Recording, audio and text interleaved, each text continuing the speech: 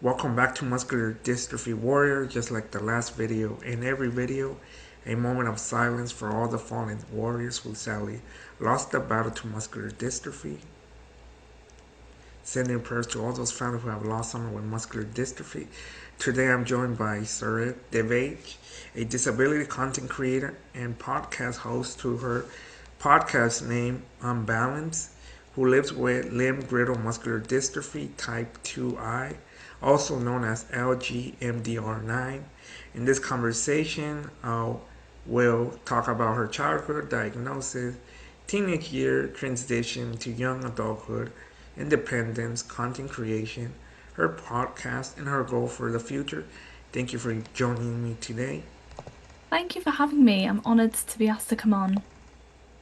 Alright, so the first question is, can you introduce yourself and tell us a little bit about who you are? Hi, I'm Cerys Davage and I'm 24 years old, or almost 25, so maybe by the time this comes out, I'm 25. I am a content creator and podcaster from Cardiff in Wales, which is in the UK right next to England. And I was born and raised here. I am the oldest of three sisters, and we all have LGMD, limb-girdle muscular dystrophy. I was diagnosed with LGMD when I was 8 years old, following a diagnosis for celiac disease at 7 years old, which is not related at all, but it's kind of how they came to find my diagnosis through blood Yeah. tests.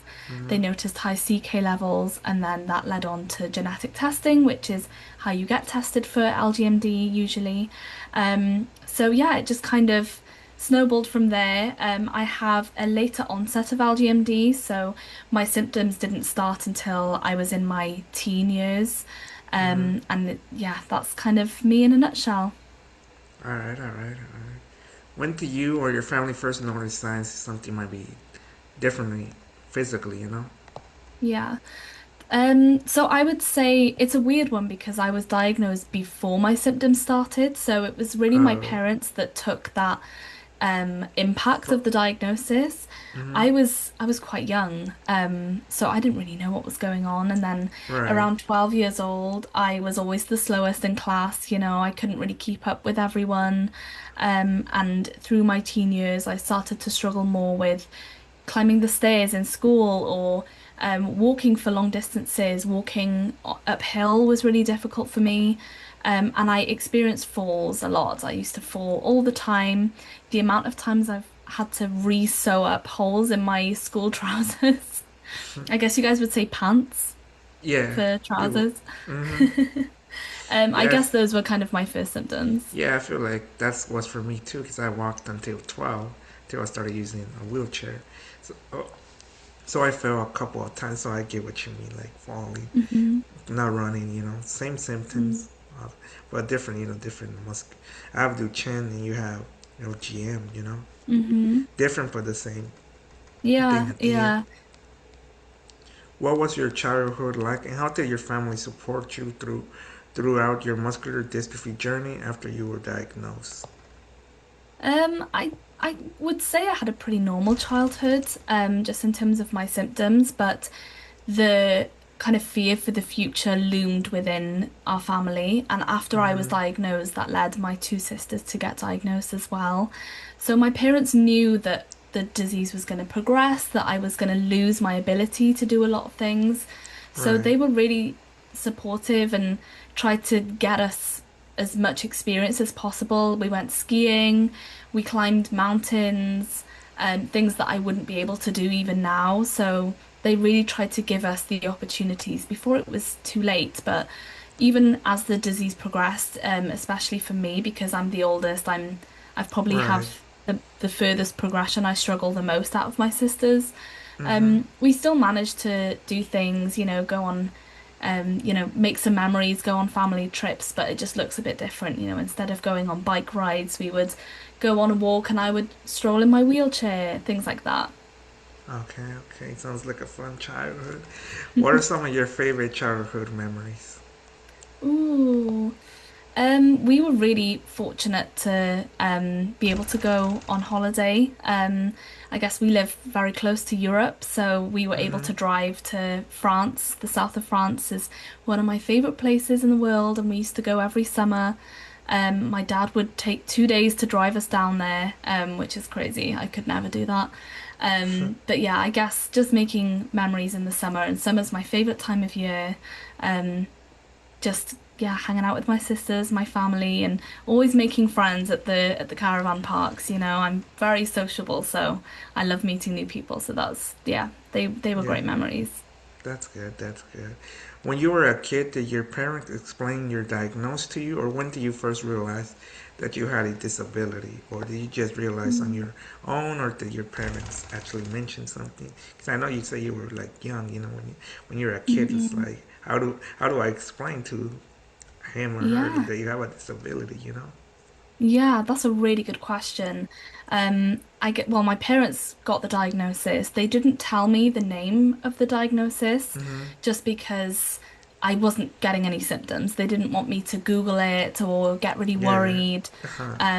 and just be fearful for the future. So they just said, you have something going on with your muscles that you need to go to the hospital every year just to get checked up and just to see how things were going. But I wasn't very worried because I would always pass the tests as a kid. Right. The physical therapist would do the tests and I would pass with flying colors and it'll be Mm-hmm. fine. But as I started to get symptoms, they told me more about it and, shared the name of the diagnosis. And I guess they were really supportive for me like throughout the stages. And because I was Mm-hmm. so young and still trying to figure myself out, it was a lot to have to figure the disability out at the same time. So, yeah, it was a bit of a weird one, but I guess it's slowly become a part of my identity the more that it's progressed.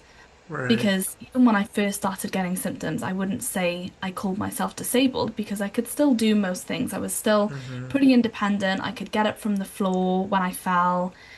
But now my condition is disabling. If I fall, I can't get up by myself. I struggle to get up from seats. I need a lot more support. So I guess it's just my identity with being disabled has kind of evolved as my symptoms have evolved over time. Right. What were your teenage years like while living with a progressive condition?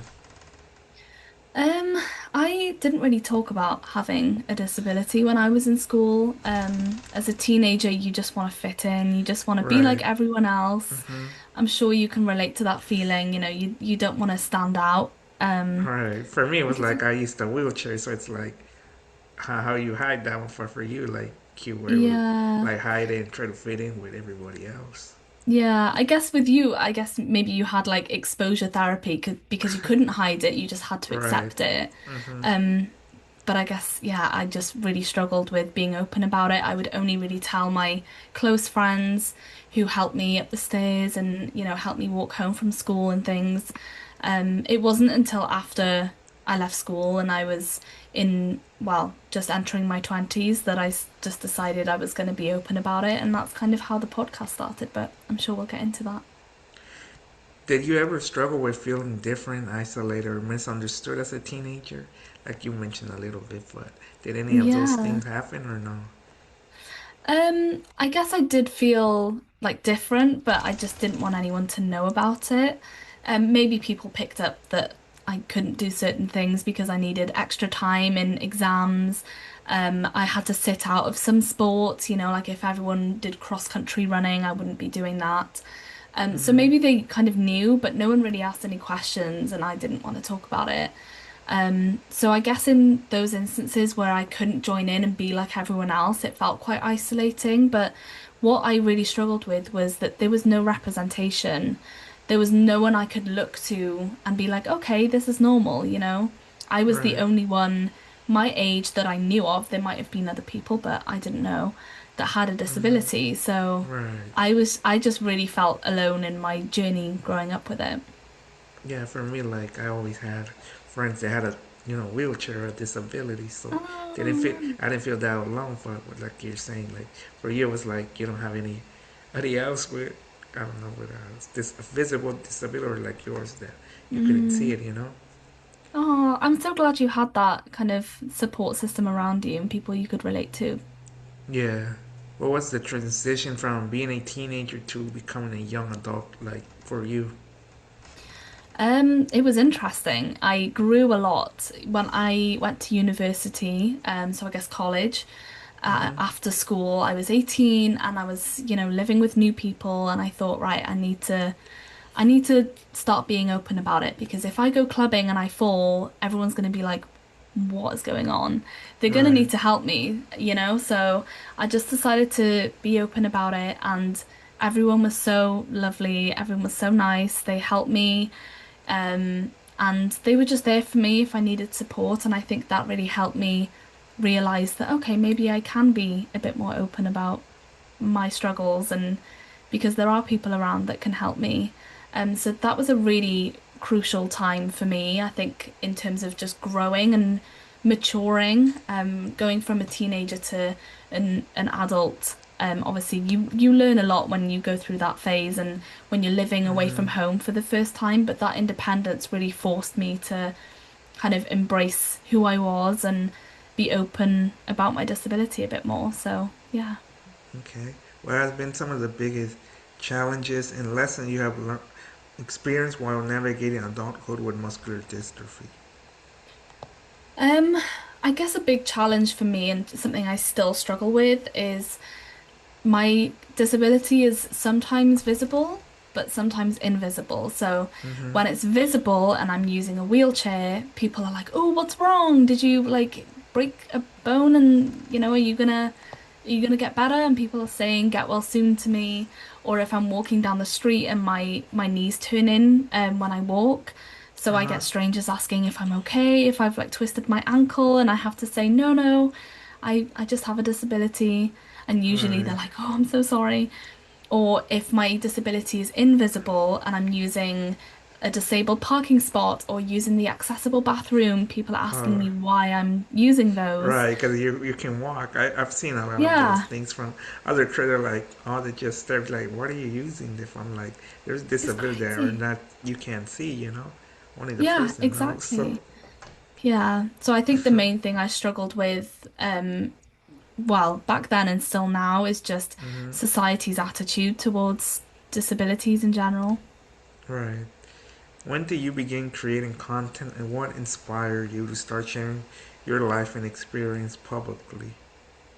So I guess it started with my podcast, Unbalanced, which I started 3 years ago. I was still living at home and I was fresh into the working world. And for hmm years, I'd been saying I wanted to start a podcast, but I didn't actually know where to start. And I have the hmm experience. I love interviewing and I did radio things growing up. And hmm I loved listening to podcasts, but there was nothing I could relate to on a disability level. I felt like there was a gap in the market, so I decided to start my own podcast to share my life with LGMD and celiac disease. And I wanted to interview different people. I love storytelling, I love meeting new people, and I thought, what better way than to start a podcast? Right. So I started that 3 years ago, and then in the past year or so, I decided to take an extra step and share more of my life outside of my podcast and share it online. So, I guess I just wanted to be the voice I wish I had growing up. Like I said, I felt quite alone in my journey, and hmm now that there's resources available for people who are struggling with their condition, I think it just makes such a difference. And yeah, life just feels so much lighter knowing that there's other people that's going through the same thing as you. Yeah, I agree 100%. When did you start your, oh wait, when did you start your podcast? What made you decide that, oh yeah, really, podcasting was the right platform for your story and conversations? I know that there's different ways, there's YouTube, podcast, but why like Mm. podcast to start off with? In short, I love talking. I can just talk forever, and my family always says I can talk for whales. I can't shut up, and well, initially I wanted to go into acting, and I studied theatre in university, and Okay. then COVID hit, and instead of doing live performances, we ended up doing short films, and I really enjoyed the editing part of it. So those things combined, and like I said, I already had interviewing and radio experience. I just thought that a podcast would be perfect because I get to meet people, I get to talk about anything I want because it's my podcast, and I Right. get to edit, which I really enjoyed. So it just kind of made sense, and I guess podcasts were becoming more popular.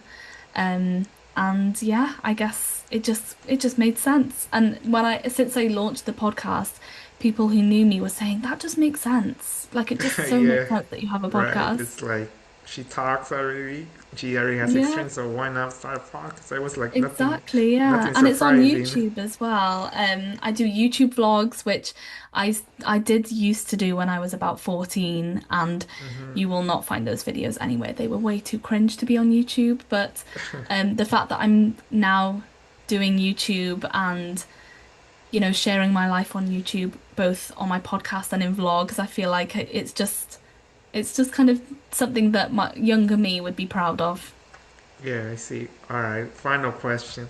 What are your future goals for your personal life, content, podcast, and disability advocacy? Ooh. Good question. I'm so passionate about advocating for our community. I think since starting my podcast and in the past 3 years, getting to go to conferences, meeting more people in person and online from our community, I've Hmm. just felt a desire to help them and to bring resources to these people, help with life hacks, connect the community to each other, which I've been able to do a lot online. And I'm so grateful for the platform that I have to be able to raise awareness as well outside of our community to people who may not have heard of LGMD or any other disabilities that I share. So I'd love to be able to do that full time. At the moment, my podcast and my content creation are all things that I'm doing in my spare time outside of my day job. And I want to get to the point where I can just do that full time.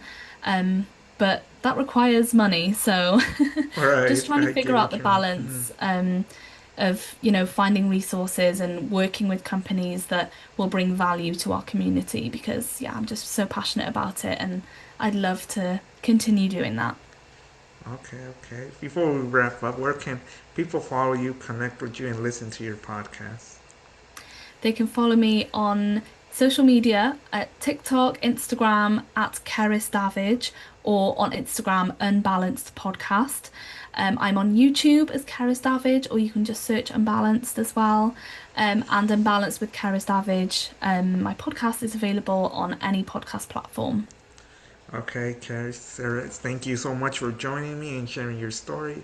I really appreciate your Thank honesty and you. everything you are doing through your content and podcast to represent people living with muscular dystrophy. I wish you continued success with your future goals. Thank you everyone for watching. Please make sure to support her, follow her content. I'll make sure to have all her links on the description and listen to her podcast, like I said. And like always, guys, MD Warrior out. Until next time.